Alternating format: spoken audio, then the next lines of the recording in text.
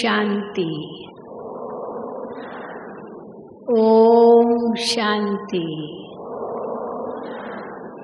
ओम शांति।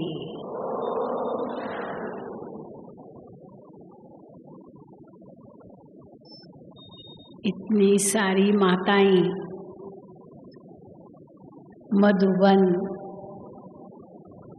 शांतिवन में योग बट्ठी करने आए हैं, तो सबसे पहले आप सभी का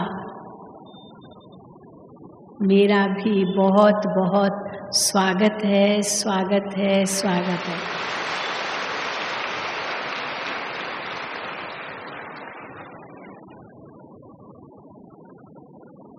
दुआओं द्वारा सहज योगी जीवन का अनुभव हम कैसे करें? बाबा ने हमको इतना सुंदर ये ब्राह्मण जीवन दिया है। हम पहले शूद्र थे, जब हमें न अपना पता था न परमात्मा का परिचय था, न हम अपने सच्चे घर को जानते थे, न जीवन के लक्ष्य को ही समझते थे। ग्रस्त जीवन तो निभाते ही थे, लेकिन उस जीवन में दुख, अशांति, कष्ट, पीड़ा, विघ्न, समस्याएं,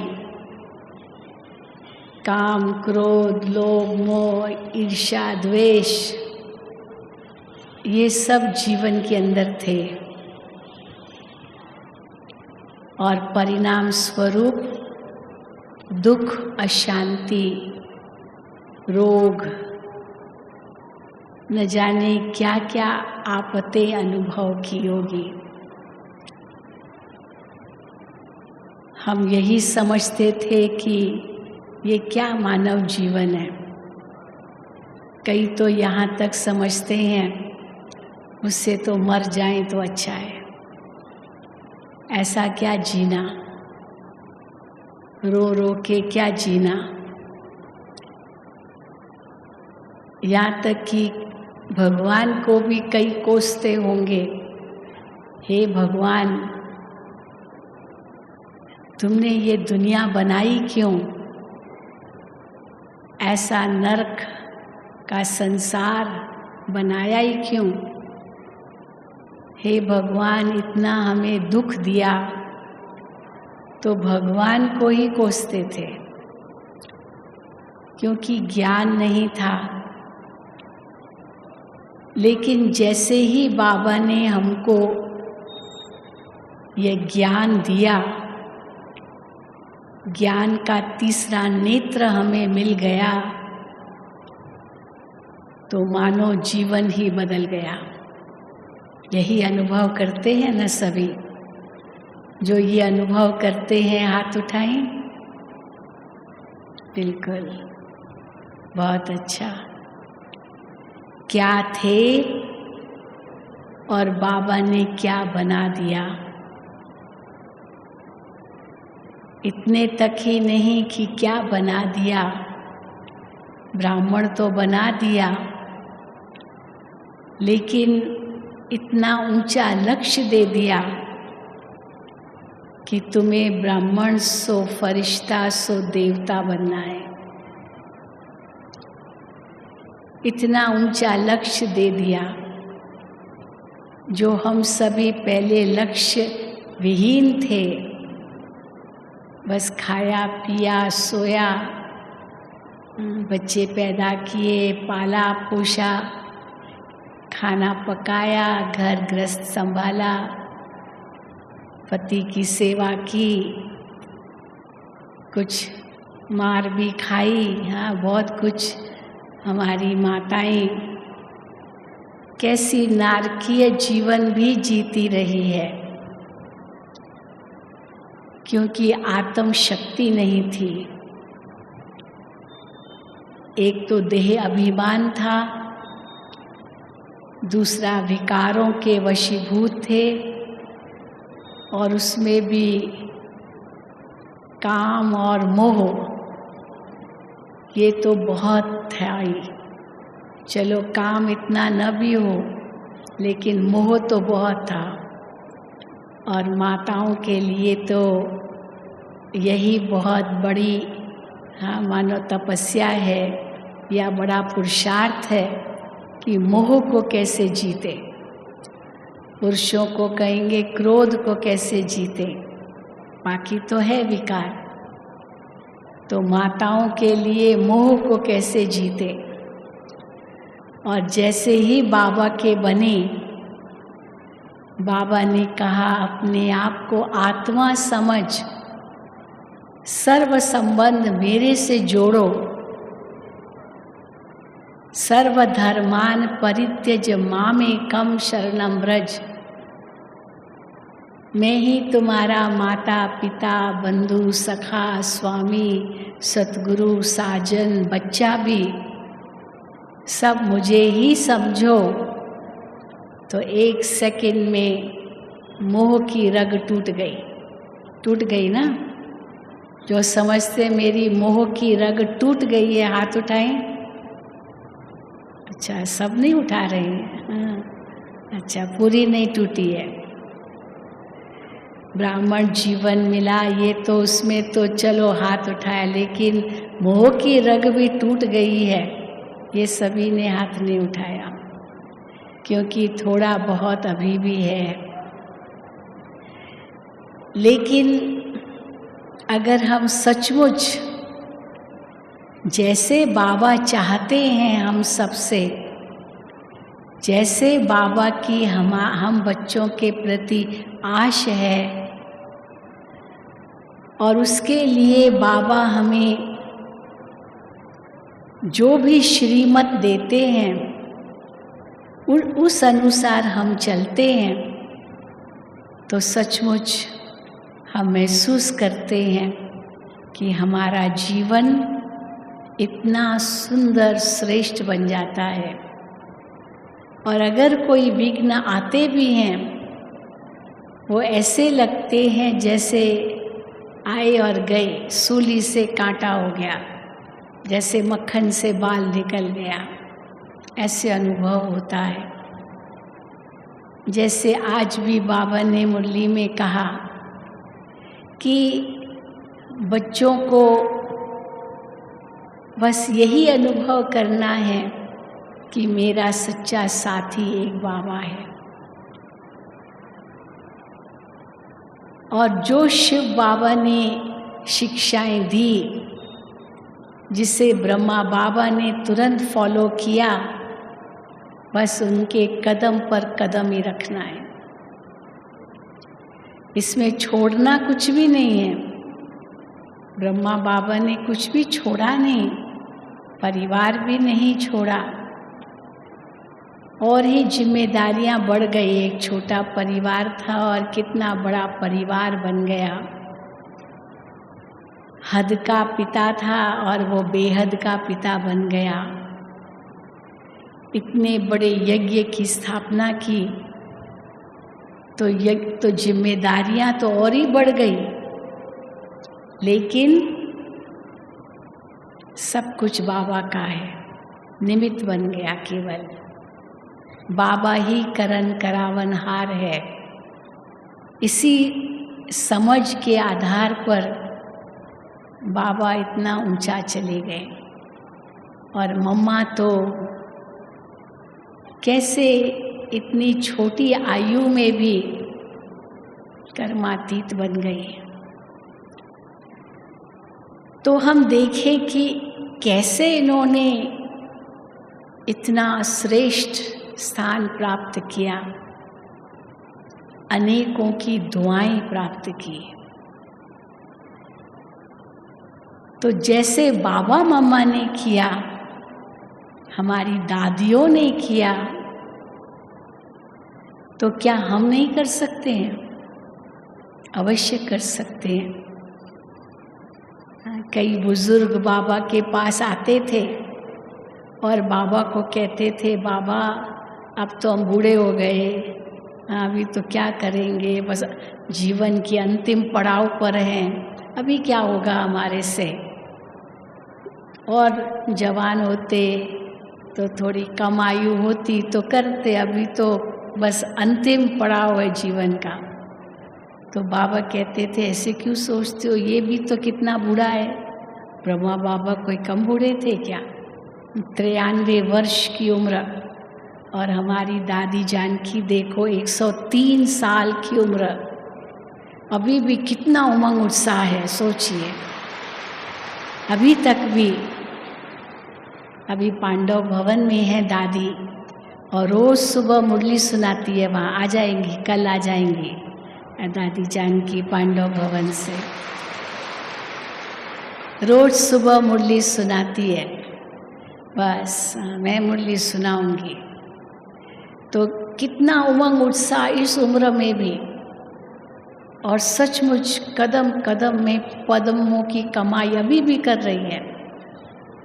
तो कोई ऐसे बुजुर्ग न समझे अभी तो बहुत बूढ़े हो गए, अभी क्या करेंगे। बाबा को देखो, दादी को देखो। और कोई जवान आते थे, कहते थे, बाबा अभी तो हमने दुनिया ही नहीं देखी, अभी तो खुद दुनिया का तो मज़ा ले लें। तो बाबा कहते थे, मम्मा को देखो, मम्मा इतनी यंग, कितनी जवान, और कैसे मम्मा ने फट से सब कुछ बाबा का समझा, एक सेकंड भी देरी नहीं की, और फिर पीछे मुड़ के कभी नहीं देखा। कितनी दुआएं कमाई। तो इसीलिए बाबा ने हम बच्चों को इतना सुंदर ये योगी जीवन दिया है। हमारा एक आध घंटे का योग नहीं है। वो जो हठ योग करते हैं, चलो सुबह शाम एक एक घंटा करेंगे, तो उनका कोई योगी जीवन तो नहीं है ना, हठ योग ही करेंगे। लेकिन हमारा तो योगी जीवन है। योगी जीवन अर्थात सब संबंध एक परमात्मा से, और छोड़ना कुछ भी नहीं है। लेकिन ऐसी जीवन जीने की कला बाबा हमको सिखाते हैं कि छोड़ना भी कुछ नहीं है, लेकिन फंसना भी कहीं नहीं है। ये है सहज योगी जीवन, फंसना भी कहीं नहीं है।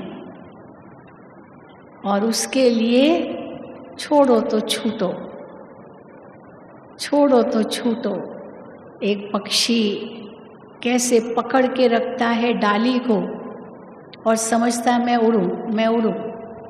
अब उड़ेगा कैसे? डाली को पकड़ के रखा है अपने पंजों से, तो उड़ नहीं सकता है। लेकिन वो कब उड़ सकेगा? जब वो पंजे को छोड़े। तो छोड़ो तो छूटो माना मन से छोड़ो, भूलो, मेरा कुछ नहीं है, मेरा कुछ नहीं है, ये सब बाबा का है। तो जो मोह की रगें हैं वो खत्म होगी, और परिणाम स्वरूप हम मन से इतने स्वतंत्र बन जाएंगे, जो महसूस होगा कि कोई भी डाली हमको पकड़ नहीं सकती है। एक कोई पक्षी है, चाहे वो कमज़ोर डाली पर भी बैठा होगा, मान लो वो डाली बहुत कमज़ोर है, और उस डाली पर बैठ करके हिलता भी है, उसको पता भी होगा कि ये डाली कमज़ोर है, कभी भी टूट सकती है, लेकिन उसको डर नहीं है। डर नहीं है कि ये डाली टूट जाएगी तो क्या होगा। उसको क्यों डर नहीं है? क्योंकि उसको पंख है, उड़ जाएगा, वो क्यों गिरेगा। मनुष्य अगर डाली पर बैठा और या डाली को पकड़ के वो समझो झूलता है, और उसको डर लगेगा कि डाली टूट न जाए और वो गिर जाएगा, तो डरता रहेगा। लेकिन पक्षी नहीं डरेगा, क्यों नहीं डरेगा? क्योंकि उसको पंख है, उसको अपने पंखों पर भरोसा है कि वो तो उड़ सकता है, वो क्यों डाली के बंधन में रहेगा। तो आत्मा को तो वैसे ही पंछी माना गया है, आत्म पंछी कहते हैं। तो हम सभी आत्माएं हैं। आत्मा के नाते से हम जो हमारे अनादि आदि गुण हैं वो हम आत्माएं कभी न भूलें। और संगम पर हम ब्राह्मण हैं ये हम कभी न भूलें, क्योंकि ये ब्राह्मण जीवन अति अमूल्य जीवन है। वैसे ही मानव जीवन को हीरे तुल्य जीवन माना गया है, और उसमें भी ब्राह्मण जीवन ये तो अति अति अमूल्य है। और इस ब्राह्मण जीवन में भगवान हमारे साथ है, उनकी दुआएं हमारे साथ है, उनकी आशीर्वाद हमारे साथ है, उनके वरदान हमारे साथ है। तो फिर हमें काहे की चिंता। एक होते हैं दुआएं, दूसरी होती है आशीर्वाद, तीसरा होता है वरदान। तीनों में अंतर है। अंतर है या नहीं? एक ही बात है? दुआएं, आशीर्वाद, वरदान एक ही बात है या अंतर है? क्या समझते हैं? अंतर है। दुआएं तो किसी से भी मिल सकती है। आपने थोड़ी भी किसी की सेवा की, आपको दुआएं मिलेगी, उनकी ज़रूर मिलेगी। आपने बहुत अच्छी हमारी सेवा की, आप चिरंजीव रहो, सुखी रहो, आपको आपके बच्चे सुखी रहे, हाँ दुआएं देते हैं ना, आप निरोगी रहो। तो आपने थोड़ी सी सेवा की तो आपको दुआएं ज़रूर मिलेगी। और आशीर्वाद जो शब्द है ना, ये वैसे भक्ति मार्ग का शब्द है। बाबा तो कहते हैं आशीर्वाद अपने ऊपर करो, खुद ही करो, किसी से मांगो नहीं आशीर्वाद। भक्ति में तो सबसे आशीर्वाद ही मांगते हैं, कहेंगे हमारे सिर पर हाथ रखो, आशीर्वाद करो। और बाबा कहते हैं अपने ऊपर खुद ही आशीर्वाद करो, अपने ऊपर हाथ रखो। कैसे आशीर्वाद हम अपने ऊपर रखेंगे, करेंगे? जो बाबा हमें श्रीमत देते हैं, उस श्रीमत का अगर हम सही रूप से पालन करते हैं, ये जैसे अपने ऊपर आशीर्वाद कर रहे हैं। इसलिए आशीर्वाद कोई मांगने की चीज़ नहीं होती है, दुआएं भी मांगने की नहीं होती है। कई बार हम कहते हैं ना दुआ करो, दुआ करो, दुआएं मांगी नहीं जाती है, बस सेवा करो, दुआएं अपने आप मिलेगी। सेवा करो, बस सेवा करो, दुआएं कहाँ जाएगी? क्योंकि जिसके दिल को आपकी सेवा लगी उसकी दुआएं क्यों नहीं मिलेगी? इसीलिए दुआएं मांगी नहीं जाती है, दुआएं कमाई जाती है। जैसे कमाने के लिए मेहनत करनी पड़ती है ना, तो दुआएं भी कमाई जा सकती है। कौन सी मेहनत? सेवा से। और माताएं तो सदा इस सेवा में तत्पर।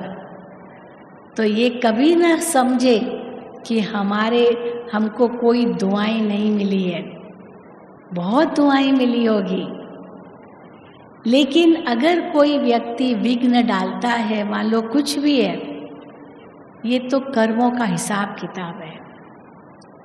और कर्मों का हिसाब किताब तो हमको यहीं चुकतू करना है, इससे हमको दुखी नहीं होना है। कई बार होता है ना, हम कहते हैं हमने इनकी कितनी सेवा की, कितना इनको दिया, क्या नहीं किया, लेकिन इसने देखो क्या किया मेरे साथ। तो इसने मेरे साथ ऐसे किया और हमने इतनी इनकी सेवा की, नहीं तो सेवा की तो दुआएं मिलनी चाहिए। लेकिन उसने मेरे साथ ऐसा किया, ये सोचना भी वास्तव में ज्ञान नहीं है। क्योंकि अगर उसने ऐसा किया, ये कोई जन्मों का कर्मों का हिसाब किताब था। आपने तो जो सेवा की उससे आपका पुण्य बन गया, वो पुण्य आपके साथ जमा है, वो कहीं नहीं जाएगा। बाकी वो अगर कुछ ऐसा कर रहा है, वो उसके साथ कोई हिसाब किताब था, वो चुक्त हो रहा है। बस ये ज़रूर बुद्धि में धारण करो। इसलिए ये कभी नहीं सोचना मैंने इतना अच्छा किया, उसने मेरे साथ ऐसा किया। उसने जो किया वो ही पाएगा, पर मैंने जो किया वो मुझे मिलेगा। या वो चुप तो हो गया, पर मेरी दुआएं जमा है। तो दुआएं सेवा से मिलती है। अगर कहते न करो सेवा तो मिले मेवा, और वो सेवा भी निस्वार्थ सेवा। कई बार हम सेवा तो करते, लेकिन थोड़ा स्वार्थ होता है। मान मिले, नाम मिले, मेरी महिमा हो, मुझे कुछ मिले, कुछ मिले, कुछ मिले, मैंने इतना किया, कुछ मिले। तो बाबा कहते जितना अंदर में ये सोचते हैं ना, उतना हमारा पुण्य कम होता जाता है। इसीलिए कहा जाता है नेकी कर दरिया में डाल। नेकी का काम जो करना होता है ना, उसमें सोचना नहीं होता है कि मुझे क्या मिलेगा इससे। आप करते जाओ। अब जैसे बहन जी ने बताया कि हमने कितनी दुआएं कमाई होगी, लेकिन हम ये थोड़ी सोचते हैं मैंने बहुत दुआएं कमाई है। हम तो सेवा ही करते रहे। कई जो आत्माएं आती है, शिविर कराते हैं, आत्मा का परमात्मा से संबंध जुड़वाते हैं, योग कैसे लगाना है वो बताते हैं, और उनको अनुभूति होती है, उनका जीवन बदल जाता है। तो दुआएं क्यों नहीं देंगे? देंगे। लेकिन हम ये सोच करके नहीं सेवा करते इनकी दुआ मिले इसलिए सेवा करूं, ये नहीं।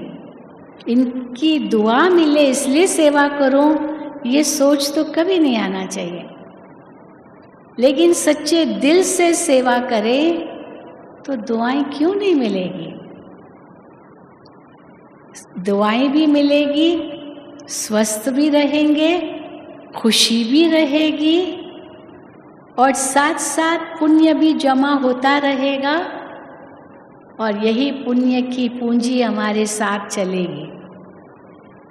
इसलिए कभी भी सेवा से घबराना नहीं, कभी भी नहीं घबराना। कई माताएं थोड़ी शिकायत करती, मैं इतनी सेवा करती हूँ, इतनी सेवा अकेले करना पड़ता, ये करना पड़ता, वो करना पड़ता है। हाँ, बाबा कहते हैं कभी भी ये मत समझो मैं अकेली हूँ, कभी भी नहीं समझो मैं अकेली हूँ। 1000 भुजाओं वाला मेरे साथ है। ये सोचते हैं ना, अगर 1000 भुजाओं वाला मेरे साथ है, मैं अकेली कहाँ हूँ अकेली। जो अपने आप को अकेला समझते हैं वो हाथ उठाए। कोई है? कोई नहीं। पर 1000 भुजाओं वाला मेरे साथ है, और जैसे ही ये संकल्प करेंगे तो आप जो कुछ भी करेंगे उमंग उत्साह से करेंगे। और अगर दुखी मन से, थोड़े निराशा से, हताशा से, मन उदास से हम कुछ भी सेवा करेंगे, उसका भी पुण्य नहीं बनेगा, नहीं बनेगा पुण्य। क्योंकि वो तो जैसे कि काम चलाओ, किया न किया बराबर, तो दुआओं के भी पात्र नहीं बनेंगे। तो दुआएं कैसे कमानी होती है? सेवा से। वैसे कहा जाता है करो सेवा तो मिले मेवा, लेकिन हम तो यही समझते हैं संगम युग पर करो सेवा तो मिले मेवा नहीं, लेकिन सेवा ही मेवा है। ये सेवा ही मेवा है, क्योंकि सेवा हमें स्वस्थ रखता है, सेवा हमें उमंग उत्साह में रखता है, सेवा हमें खुशी में रखता है। मानो ये सेवा ही मेवा बन करके 21 जन्मों में से एक जन्म ये भी मेवा है। वो तो 20 जन्म होंगे, पर पहला जन्म तो ये मेवा है जो हमें प्राप्ति होती है, फल मिलता है, खुशियों की प्राप्ति होती है। अनेक दुआएं हमारे जीवन में है, और इसलिए अगर आज भी अगर शरीर छूट जाए मानो, तो कोई चिंता नहीं। हाँ, मैंने कुछ दुआएं नहीं कमाई, कोई चिंता नहीं, बहुत दुआएं मिली है। लेकिन ये नहीं सोचते कि हाँ मुझे ये करना है ताकि दुआ मिले, ना ना, बस नेकी कर दरिया में डाल। गिनती भी नहीं करना होता है, मैंने इतना किया, इतना किया, इतना किया, नहीं। जो किया मेरे खाते में जमा हो गया, मेरा पुण्य जमा हो गया।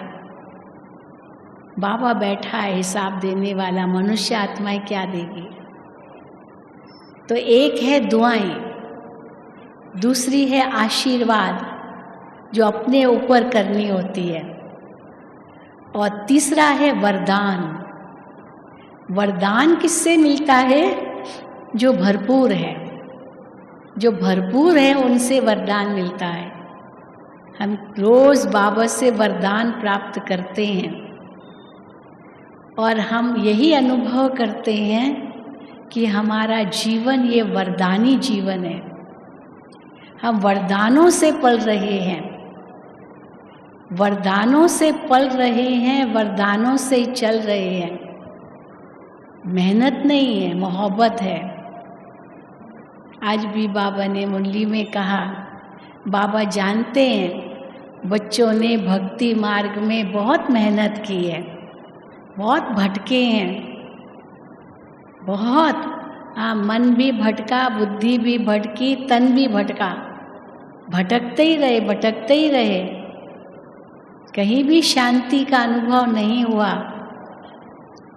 और जैसे ही खुद को पहचाना, अपने पिता को पहचाना, और हमें जीवन का लक्ष्य मिल गया, तो भटकना बंद हो गया, और हमारा ये जीवन सहज योगी जीवन बन गया, जिसमें मेहनत बाबा कहते कुछ भी नहीं देते हैं।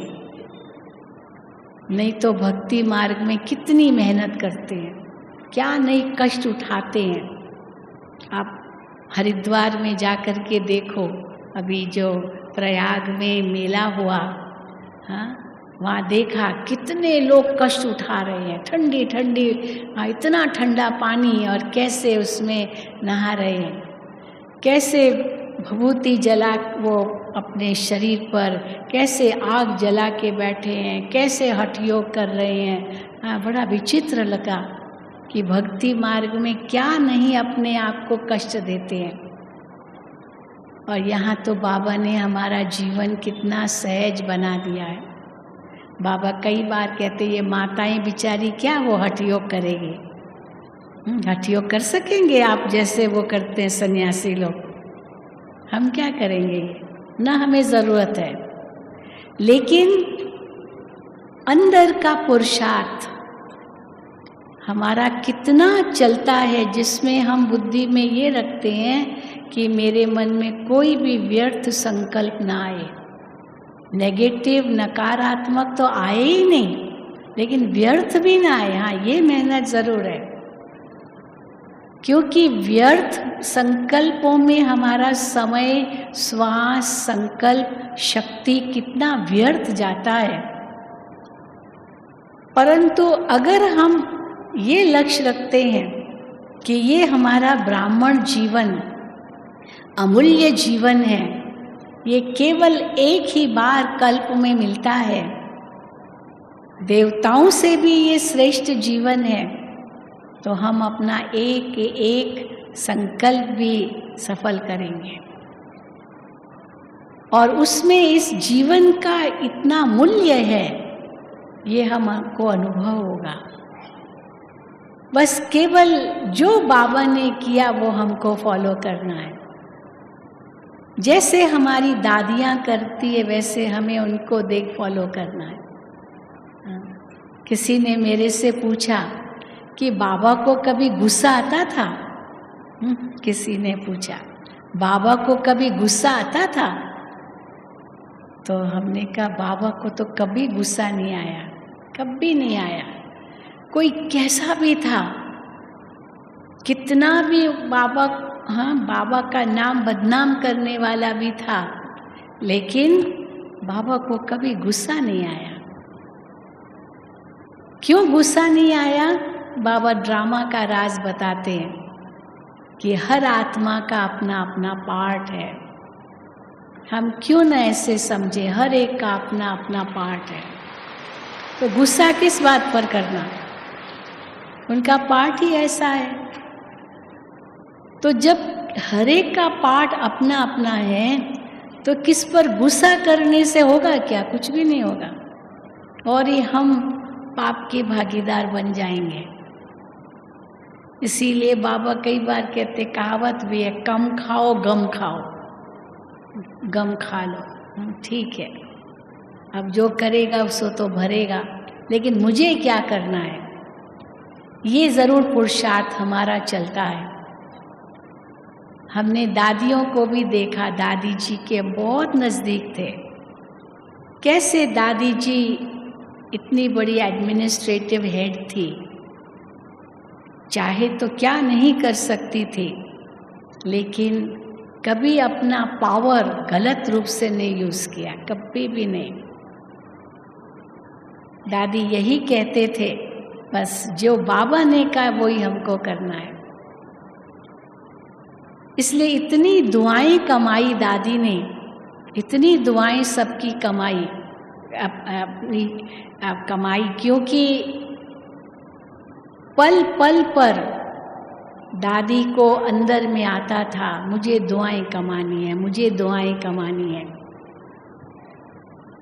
नहीं तो हमारे से इतने ऐसे गलत कर्म हो जाते हैं जो दुआ के बदले बद्दुआ भी मिल जाती है ना।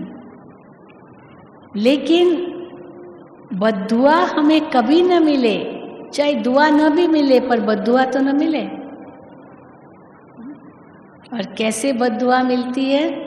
बद्दुआ कैसे मिलती है? हमारे व्यवहार से ही बद्दुआ मिलती है, हमारी सोच से भी बद्दुआ मिलती है, हमारे बोल से भी बद्दुआ मिल सकती है। तो कई बार हम हंसी में कहते हैं ना कि देखो, ट्रकों के पीछे लिखा रहता है, बुरी नज़र वाले तेरा मुंह काला, लिखा रहता है ना, बुरी नज़र वाले तेरा मुंह काला। तो तेरा मुंह काला माना ये बद्दुआ हो गई ना। पर बुरी नज़र हमने रखी तभी तो बद्दुआ मिली कि तेरा मुंह काला।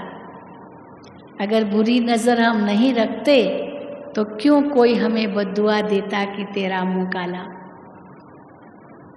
आंखें तो वही है, आंखें वही है। कोई गुरु की नज़र किस पर पड़ी मानो, तो वो व्यक्ति क्या कहेगा, गुरु की मुझ पर नज़र पड़ी, मैं निहाल हो गया, गुरु की नज़र मुझ पर पड़ी। तो किसी की नज़र पड़ी तो वो सामने वाला निहाल हो गया, और जिसकी नज़र पड़ी उसको तो इतनी दुआएं मिल गई, और दूसरे की नज़र किस पर पड़ी उसको बद्दुआ मिल गई। तो आँखों का तो दोष नहीं है, आँखें तो आँखें ही हैं, लेकिन ये तो मन की स्थिति है। यही हाथ है हमारे, चाहे तो ये हाथ आशीर्वाद के भी हाथ है, दुआओं के भी हाथ है, देवियों को देवताओं को ये वरदान का भी हाथ दिखाते हैं, दाता का भी हाथ है, लक्ष्मी का हाथ दाता का हाथ है, गिनिया निकल रही है तो ये भी हाथ है, ये भी हाथ है आशीर्वाद का, ये भी हाथ है आशीर्वाद का, वरदान का, और ये भी हाथ है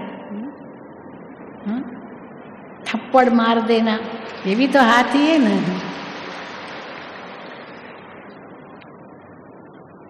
तो ये हाथ क्या कैसा होना चाहिए, कैसा होना चाहिए? दुआओं भरा हाथ, दाता का हाथ, आशीर्वाद का हाथ, न कि थप्पड़ का हाथ।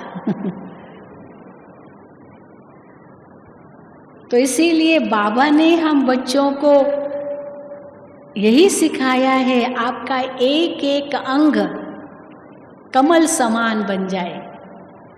देवताओं के एक एक अंग को कमल समान मानते हैं ना, नैन कमल, चरण कमल, हस्त कमल, मुख कमल, हृदय कमल, कमल से भेंट करते हैं। वास्तव में सतयुग में देवताओं के अंग कमल से भेंट नहीं किए जाएंगे, क्योंकि वहाँ कीचड़ ही नहीं है। कमल तो वहाँ खिलता है ना जहाँ कीचड़ हो। तो सतयुग में कमल की जरूरत ही नहीं होगी, क्योंकि कीचड़ ही नहीं है। तो कीचड़ है तो कमल है। ये तो कलयुग में अंत में संगम पर चाहिए, जबकि चारों ओर कीचड़ है, और उस कीचड़ के बीच में हम कमल है। और इसलिए हमारा ये जीवन जो कमल सदृश जीवन है, वो वास्तव में अनेकों की दुआओं से भरा हुआ जीवन होना चाहिए। और बाबा की जो मुरली हमें मिलती है, ये मुरली जो जिसमें स्वमान भरे हुए हैं, एक एक मुरली में आप देखो, चाहे साकार मुरली चाहे अव्यक्त मुरली, उसमें हम बच्चों के लिए जो स्वमान भरे हुए हैं, जिस अनुसार हमें अपने मन में सोचना है हम कौन हैं, ये स्वमान ही हमें शक्ति प्रदान करते हैं। और ये भी दुआओं का रूप बन जाते हैं। इसीलिए दुआएं मांगनी नहीं होती है, दुआएं सेवा से मिलती है। और दूसरा, श्रेष्ठ चिंतन से अनुभव होती है, मैं कौन हूं। दुनिया के अंदर हम देखते हैं दो प्रकार का अज्ञान है। एक अज्ञान है बिल्कुल हीनता की भावना, एकदम हीन अपने आप को समझते हैं, मैं तो कोई काम का नहीं हूँ, मैं तो निकम्मा हूँ, मैं तो भगवान के आगे भी यही हीनता के ही बोल बोलते हैं ना। आरती में क्या गाते हैं, मैं मूर्ख हूँ, खल हूँ, कामी हूँ, पापी हूँ, ये हूँ, मिट्टी हूँ, न जाने क्या क्या बुरे बुरे शब्द अपने लिए कहते हैं।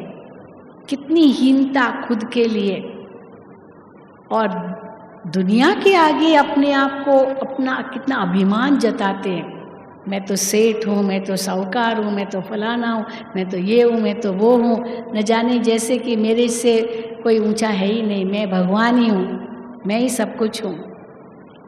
तो या तो बिल्कुल अभिमान चरम पर, आसमान को छू रहा अभिमान, और कहाँ तो एकदम अपने आप को हीन, बिल्कुल एक्सट्रीम एंड्स, दोनों एकदम एक दो छोर जो कभी न मिले।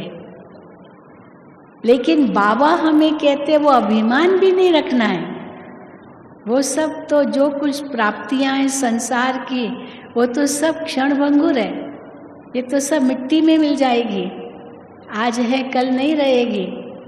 किसी को अपनी सुंदरता का अभिमान हो, ये तो 4 दिन की चांदनी है, फिर अंधेरी रात है। किसी को अपने धन का अभिमान होता है, आज धन है कल छापा पड़ा खत्म, हाँ सब ले गई सरकार, सब गया। आज कोई पोजीशन है, लेकिन भ्रष्टाचार में पकड़ा गया, पोजीशन गया, सब कुछ खत्म। तो इसलिए ये जो भौतिक उपलब्धियां हैं, बाबा कहते इनका तो कभी अभिमान न हो और न इनके पीछे पड़ना है। इसलिए कई बार बाबा कहते हैं कितना चाहिए पेट को, 2 सूखी रोटी खाओ बस। हाँ, वो ग्रंथ में भी आता है, रूखा सूखा खाके ठंडा पानी पी, न देख पराई चौपरी, न तरसा अपना जी। अपने जी को क्यों तरसा रहे हो? उसको पास इतना है, मेरे पास नहीं है, उसको इतना, उसको इतना है। लेकिन ये एक दिन वो अभिमान ऐसा गिराता है जो बात मत पूछो। इसीलिए खजूर के पेड़ के लिए 2 कहावतें हैं, 2 कहावतें खजूर के पेड़ के लिए। एक कहावत क्या है? खजूर के पेड़ के लिए कितना वो ऊंचा होता है, पर उस पर चढ़ेगा कौन? तो बड़ा हुआ तो क्या हुआ, जैसे लंबी खजूर, पंथी को छाया न दे, फल लागे अति दूर। चलो इतना बड़ा हो गया, पर किस काम का है? कौन चढ़ेगा उसका फल तोड़ने के लिए? और किसी पंथी को, जो रास्ते पर जाने वाला, उसको छाया भी नहीं मिलेगी। खजूर के पेड़ के नीचे क्या छाया मिलेगी? पीपल का पेड़ हो या आम का पेड़ हो तो उनके नीचे चलो छाया मिलेगी, पर वो खजूर का पेड़ देखने में तो कितना लंबा लंबा है, पर काम का नहीं है। और दूसरी कहावत क्या है? चढ़े तो चाखे वैकुंठ रस और गिरे तो चकनाचूर। ये है लंबी खजूर। तो बाबा कहते हैं तुम उस खजूर की पेड़ पर जरूर चढ़ो जो बाबा हमको स्वमान देते हैं। हे बच्चे, तुम कौन हो? पहचानो अपने आप को। इसलिए जो अंदर की शक्ति है वो ही हमें उड़ाती है, बाहर की शक्ति क्या उड़ाएगी? जैसे एक बलून होता है, बलून के अंदर जो हवा भरी हुई होती है ना, वो उड़ाती है बलून को।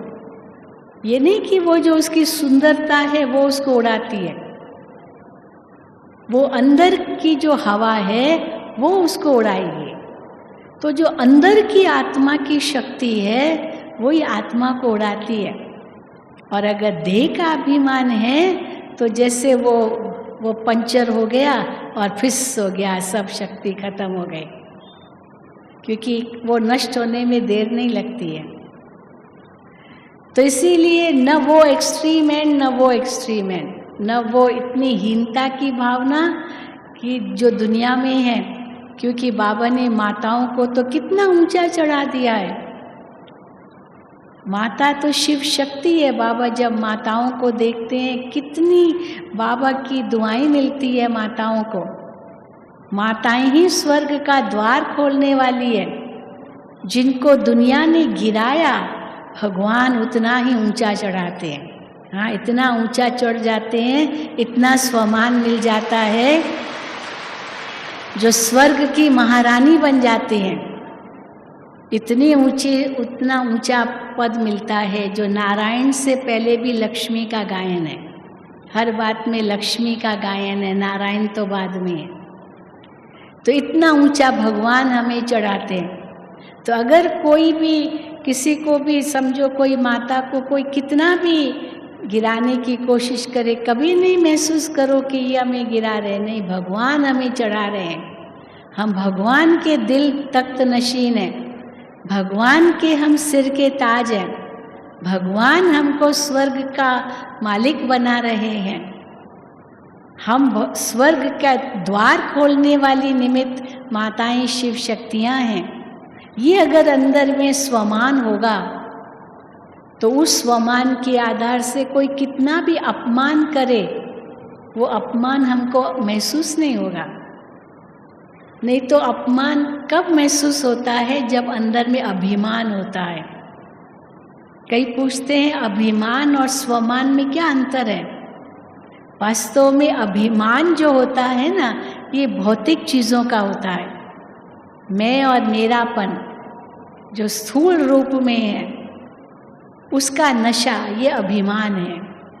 और स्वमान ये आत्मा का नशा है।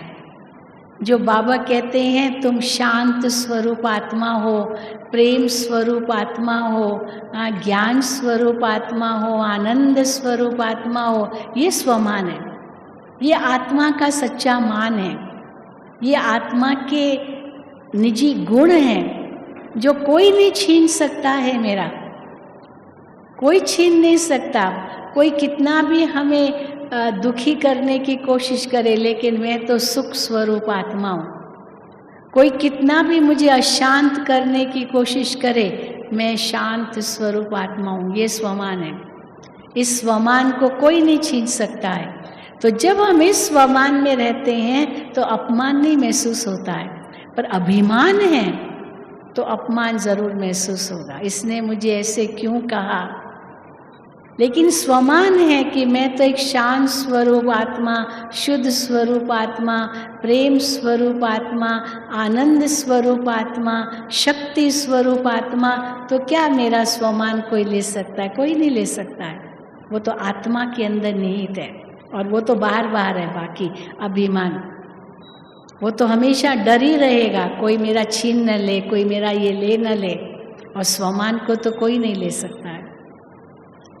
इसीलिए ये स्वमान और अभिमान के बीच का जो लकीर है उसको अच्छी तरह से समझना होगा।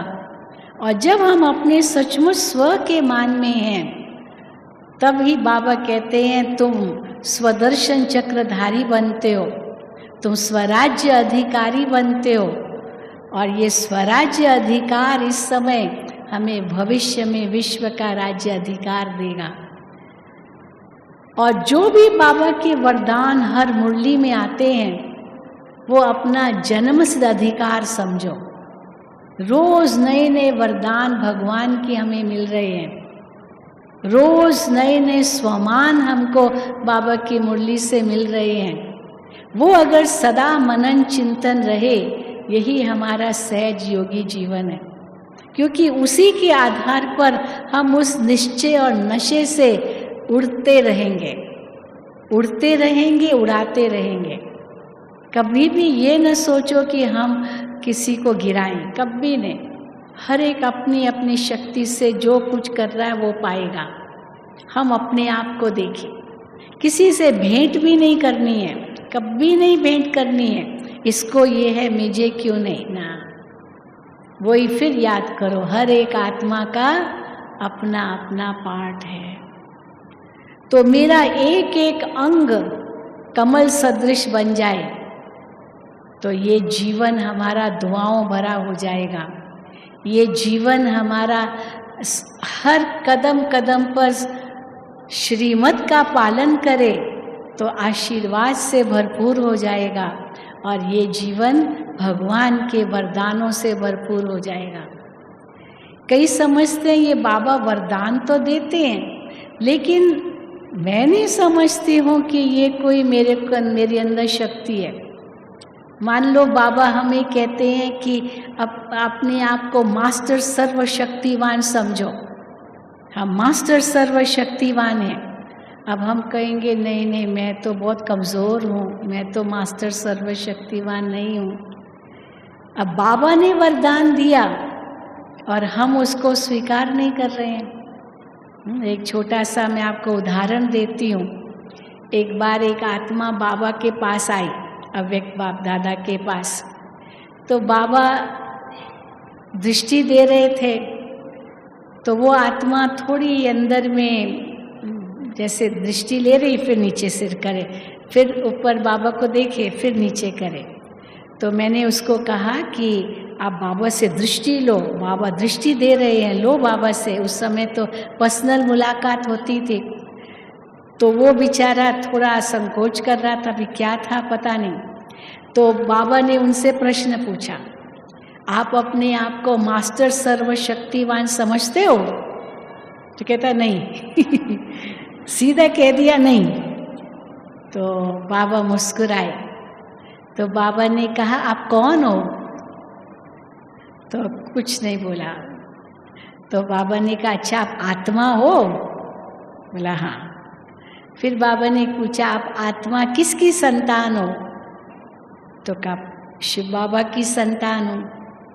तब जवाब दिया अच्छा शिव बाबा कौन है?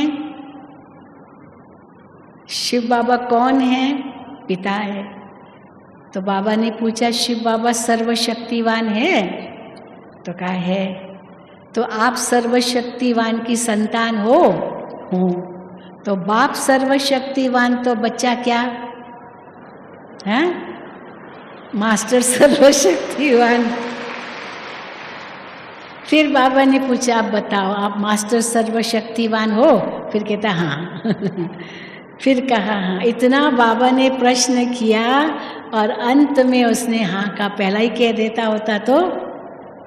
लेकिन उस समय कुछ बात होगी अंदर में, कोई दुख होगा, कोई ऐसा कष्ट होगा, क्या पता, या कोई भूल की होगी, हम तो नहीं बता सकते। लेकिन उसने सहज कह दिया नहीं।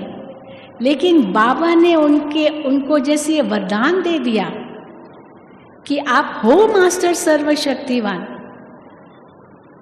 तो फिर वो भाई अपना अनुभव सुनाता था बाद में कि कैसे बाबा ने मुझे उस समय इतनी शक्ति दी जो मैंने सचमुच महसूस किया। मैं कितना अंदर में लो, अपने आप को बहुत नीच जैसे महसूस कर रहा था, और बाबा ने मुझे तो उड़ा दिया।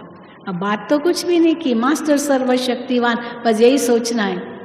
और देखो ये वरदान मिल गया। तो ये वरदान क्या होता है? वरदान वास्तव में अंदर में हमारी जो सोच, बाबा हमारी परिवर्तन करते हैं। जो आज तक हम कलयुगी दुनिया में अपने आप को क्या समझते थे, बाबा ने हमारी सोच बदल दी। ये सोच को जैसे ही बाबा ने बदला, वो वरदान साबित हो गया। ये वरदान है। बाबा ने हमें ये वरदान दिया, आप होली हंस हो।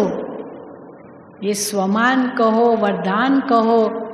ये स्वमान कैसे बन जाता है? क्योंकि हम अंदर में उसका केवल चिंतन ही नहीं करते, परंतु हम उसका स्वरूप भी बन जाते हैं। हालांकि चाहे योग में भी हम कहते हैं मैं शांत स्वरूप आत्मा हूँ, ये भी भगवान का वरदान है। ये हमारा स्वमान भी है तो वरदान भी है।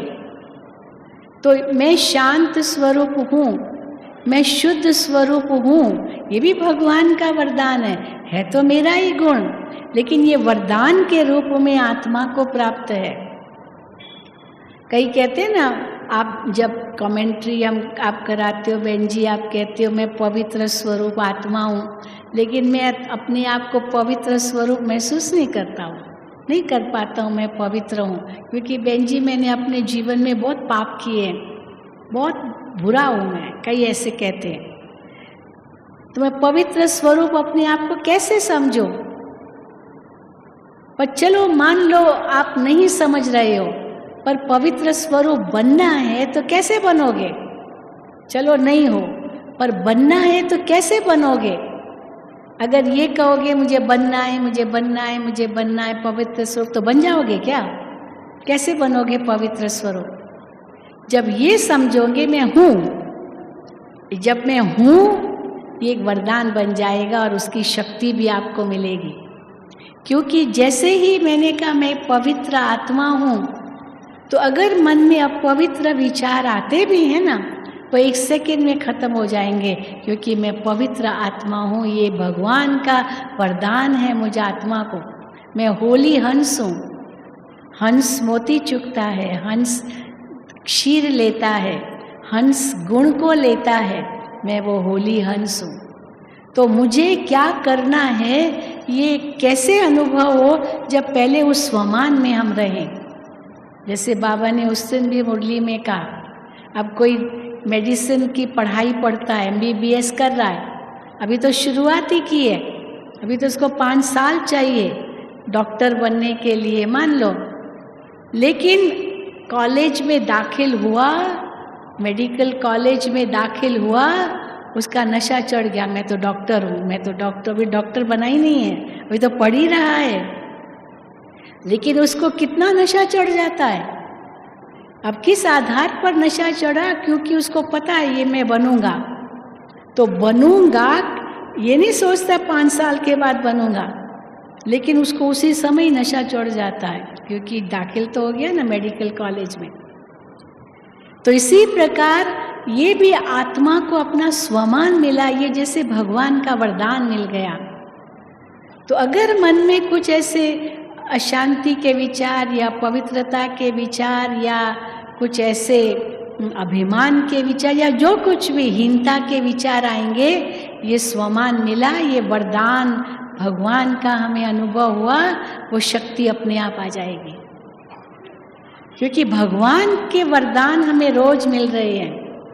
कितनी भाग्यशाली हम आत्माएं हैं। दुनिया तो वरदानों के लिए तरसती है, वो मंदिरों में जाकर के देवी से भिखारी बन के मांग रहे हैं, और हमें रोज भगवान वरदानों से भरपूर कर रहे हैं। एक वरदान भी अगर याद रहे तो हम दुआओं के पात्र बन जाते हैं, और हमारा जीवन सचमुच सहज योगी जीवन बन जाता है। कई बार हम दादी जी से पूछते थे, दादी जी आप क्या पुरुषार्थ करते हो? तो एक बार दादी ने कहा, मैं तो कुछ भी पुरुषार्थ नहीं करती हूँ। तो आश्चर्य खाया, दादी जी कुछ भी पुरुषार्थ नहीं करते?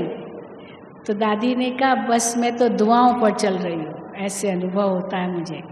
पुरुषार्थ तो बहुत दादी करती थी, कैसे अमृत वेला, योग करना, मुरली कितनी बार पढ़ना, न जाने क्या क्या पुरुषार्थ करती थी। कैसे सामने परिस्थितियाँ आती थी, दादी कैसे उनका सामना करती थी, अपनी स्थिति को कितनी ऊंची बनाती थी, कितना ऊंची बनाती थी।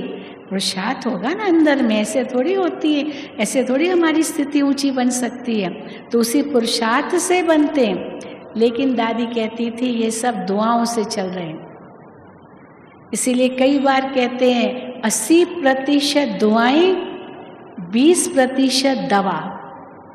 वो जो हम दवा भी लेते हैं, कोई बीमारी है, कोई रोग है, उसमें केवल 20% दवा है, 80% दुआएं हैं। वही हमको आगे बढ़ा रही है। क्योंकि जब हमारा सहज योगी जीवन हम कहते हैं तो मन हमारा शांत हो जाता है। केवल 1-8 घंटा ही बैठ के मन शांत नहीं होता, लेकिन सारी दिनचर्या ही हमारी ऐसे शांति की बीतती है कि कोई भी मेरे सामने परिस्थिति आए, उस परिस्थिति से हम घबराते नहीं हैं। एक तो आत्मा का ज्ञान है, दूसरा साथी कौन है? परमात्मा हमारे साथ है। जिसका साथी है भगवान, उसको क्या रोकेगा आंधी और तूफान? और तीसरा, ड्रामा के राज को हमने समझ लिया है कि जो कुछ भी होता है कोई नई बात नहीं है। जो कुछ भी होता है ये सब एक्यूरेट है। जो कुछ भी होता है ये सब कल्याणकारी है। तो जबकि ड्रामा कल्याणकारी है, ड्रामा में कुछ भी नई बात नहीं हो रही है, और जो दृश्य होते हैं वो सब बिल्कुल सही है, ऐसे ही होने चाहिए, तो हमारी अवस्था कैसे बन जाती है? साक्षी और दृष्टा। न कुछ प्रश्न उत्पन्न होते हैं, न हमें आश्चर्य होता है, न अंदर में कोई दुख होता है, न कोई डर पैदा होता है, न कोई चिंता होती है। ये पांचों बातों से हम दूर हो जाते हैं। न प्रश्न, ऐसा क्यों, ये क्यों, ये क्यों, न आश्चर्य, अरे ये कैसे हो गया, तो न क्यों, न कैसे, न क्या। आज भी बाबा ने मुरली में कहा, ये सब खत्म हो जाता। न उसका दुख, हाय ये क्या हो गया, न इसकी चिंता, हाय क्या होगा, न कोई डर। बस दुआओं के आधार से हम चल रहे हैं। भगवान का हाथ हमारे सिर पर है और वो ही चला रहा है, वही करन करावन हार करवा रहा है, मैं तो केवल निमित्त हूँ। बस सदा इसी आधार पर हम चलेंगे तो हमारा ये सहज योगी जीवन, दुआओं से भरा हुआ जीवन, ये संगम युगी ब्राह्मण जीवन सदा खुशियों का ही जीवन रहेगा। और ये जीवन अगर खुशियों का रहा तो भविष्य जन्म जन्मांतर तो निश्चित है ही है कि खुशियों का जीवन रहेगा, जरूर रहेगा, जरूर रहेगा। यही भगवान का हमें वरदान है। ठीक है, चलिए अभी हम यही अनुभव करेंगे। सहज रूप से हम अपना जीवन, योगी जीवन अनुभव करें, दुआओं भरा जीवन अनुभव करें। तो सभी सीधा बैठ जाएंगे। अगर कोई भी मन में किसी भी प्रकार का कांटा है, दुख है, अशांति है, तो उस समय यही सोचो,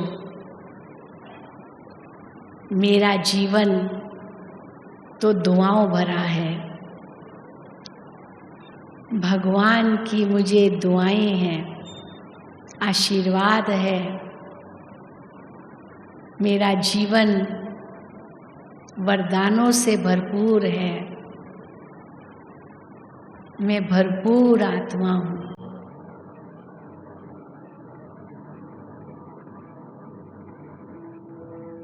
ब्राह्मण सो फरिश्ता, सो देवता बनने वाली आत्मा हूँ। भगवान की छत्र छाया के अंदर हूँ।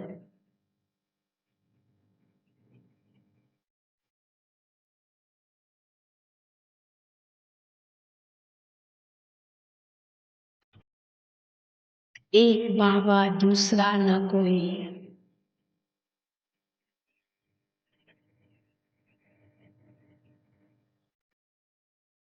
मेरे सर्व संबंध एक शिव बाबा से है।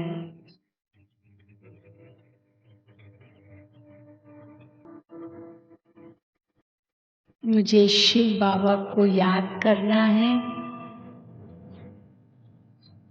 और ब्रह्मा बाबा को फॉलो करना है।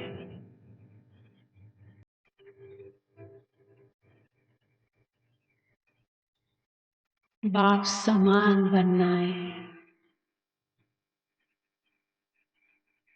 बाबा के कदम पर कदम रखकर आगे बढ़ना है।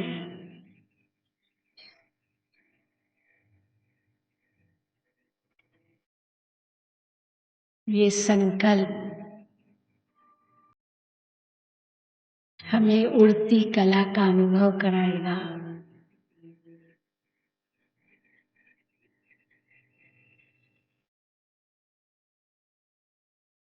मैं आत्मा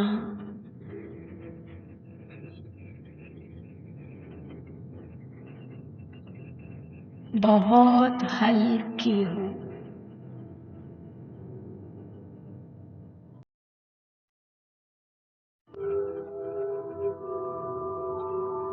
ये देह और देह की दुनिया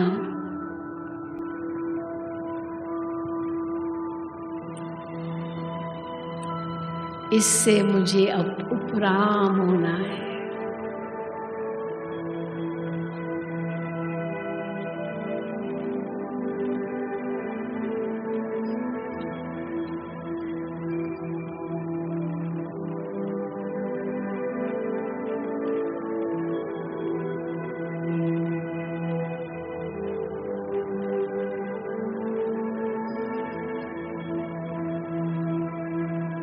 मैं तो एक शुद्ध आत्मा हूँ।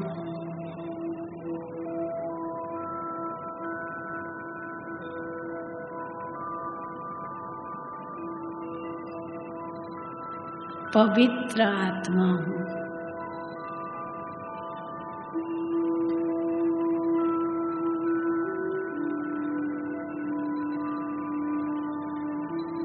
सर्व बंधनों से मुक्त आत्मा हूँ।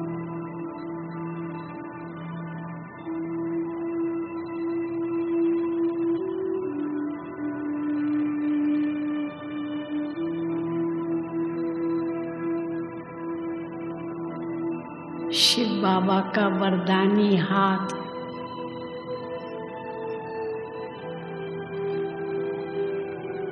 मुझ पर है।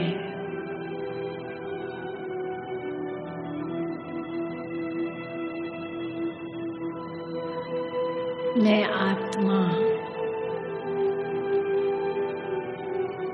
अत्यंत हल्की हूँ।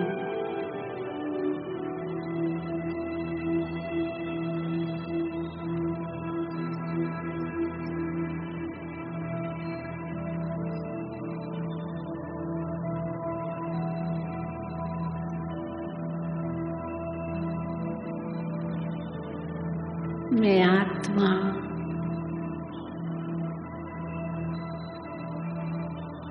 सर्व से न्यारी हूँ।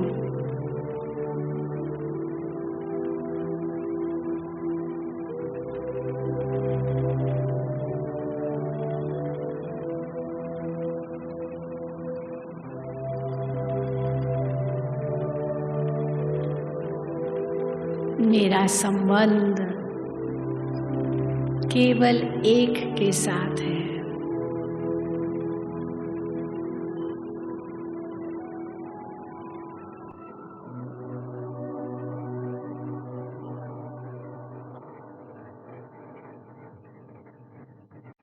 मेरा तो एक शिव बाबा, दूसरा न कोई।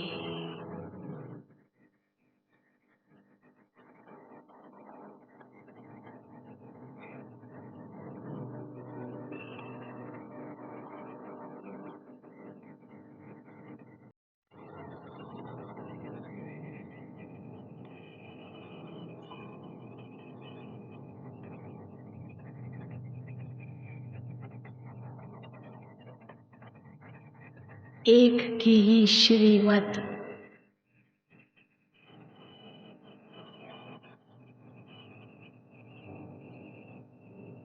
पर चलकर आशीर्वाद पाने हैं।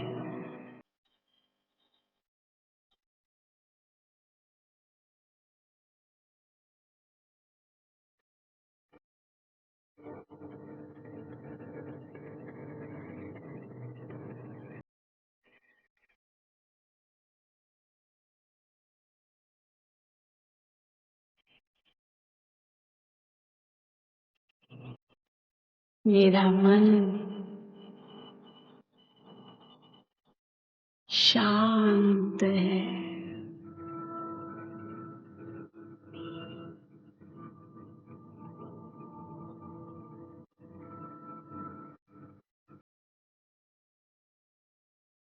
मैं आत्मा एक दिव्य शक्ति हूँ।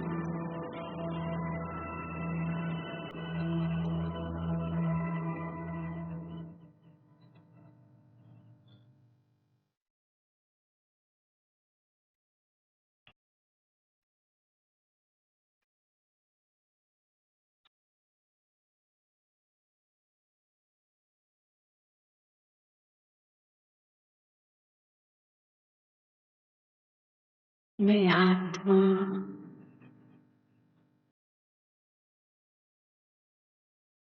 माया जीत हूँ।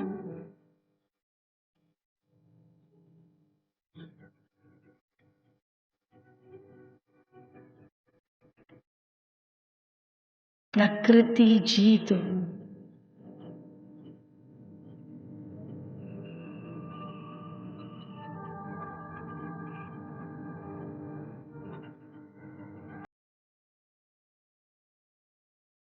सर्व बंधनों से मुक्त हूँ।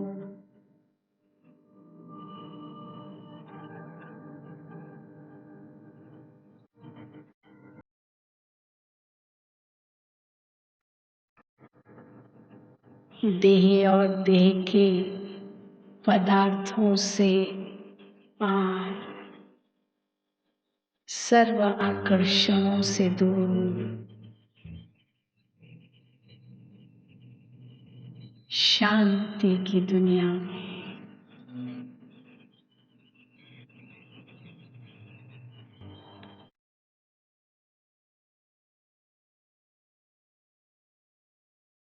जहाँ चारों ओर शांति ही शांति है।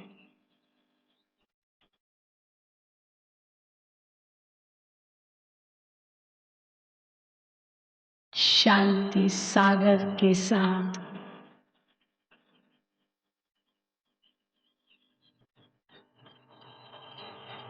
शांति की लहरों में लहराती हुई आत्मा परम आनंद का अनुभव कर रही है।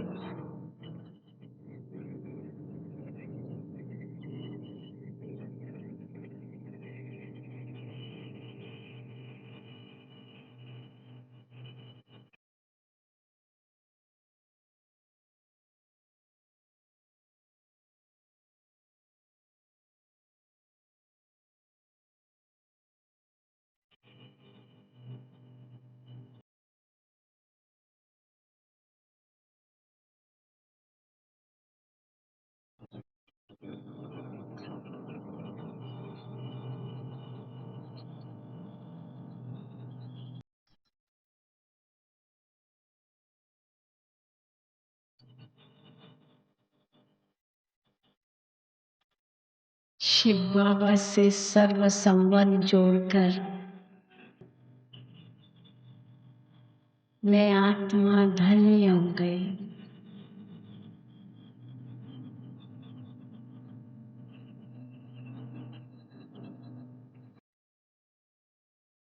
भरपूर हो गई।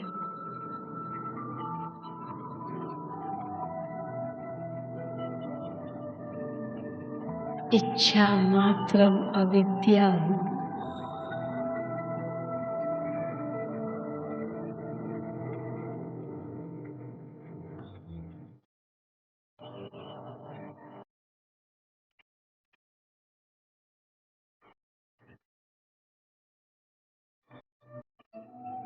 बाबा से शक्ति लेकर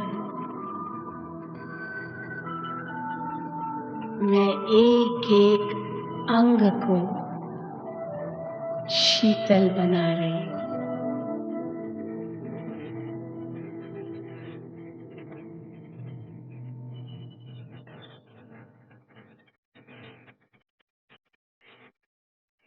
ये तन भी शिव बाबा की अमानत है।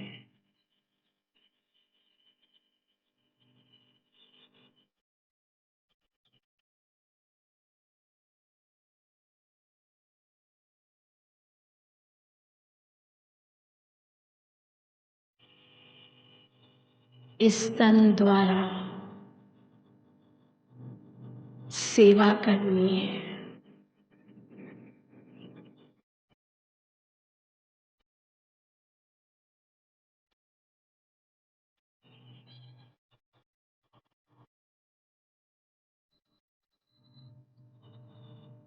ये जीवन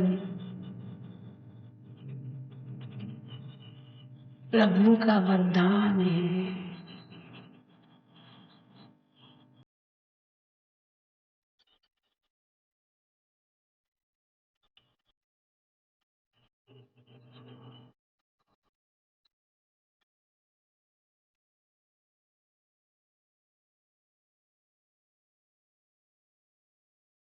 ब्राह्मण जीवन अमूल्य जीवन है।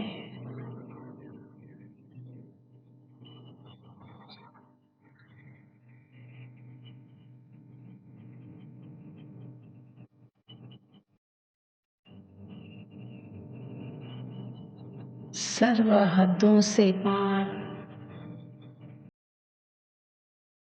तेरे मेरे से पार एक बेहद स्थिति।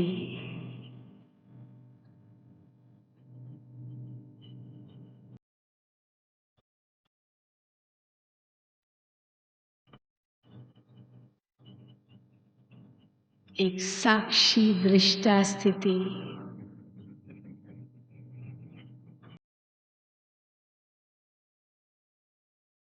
न्यारी और प्यारी स्थिति।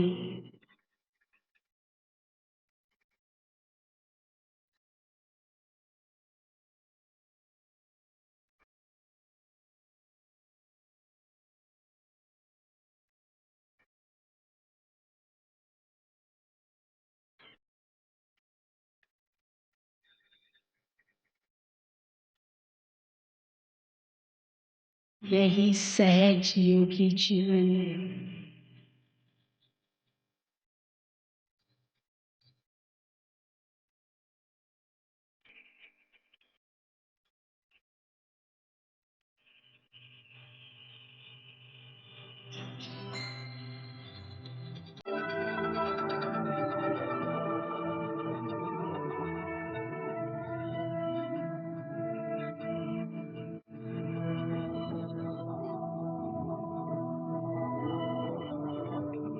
यही दुआओं भरा जीवन है।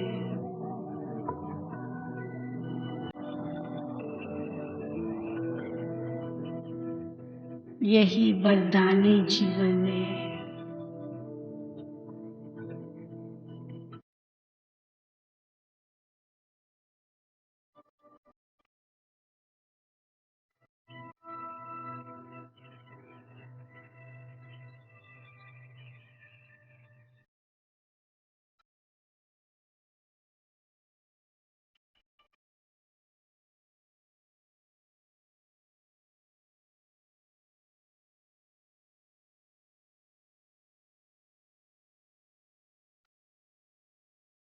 मैं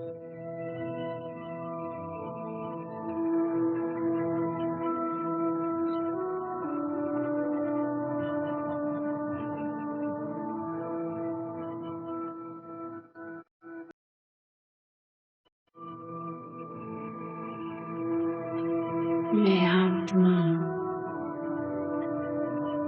कितनी भाग्यशाली हूँ,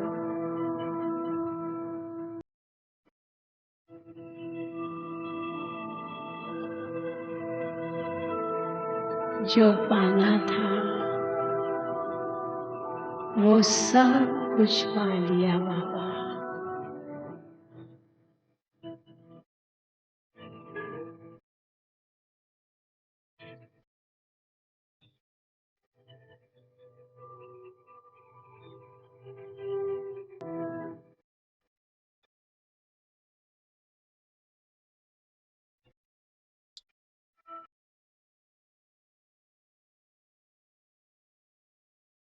मेरा मन एकदम शांत है।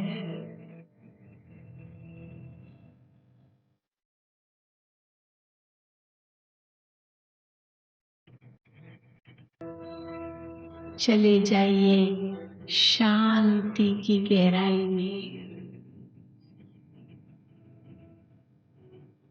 अनुभव कीजिए शांति की शक्ति को।